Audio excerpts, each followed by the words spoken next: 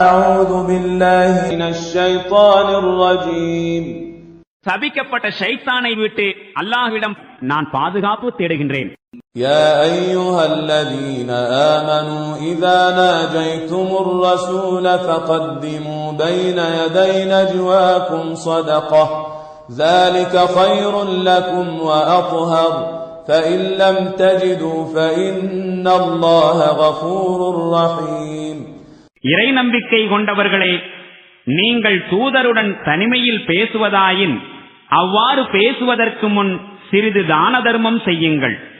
இது உங்களுக்கு நன்மையானதும் மிக தூய்மையானதுமாகும். ஆனால் தர்மம் செய்வதற்கு எதுவும் உங்களிடம் இல்லை என்றால் சின்னமாக அல்லாஹ் பெரிதும் மன்னிப்பவனாகவும் கருணை மிக்கவனாகவும் இருக்கின்றான்.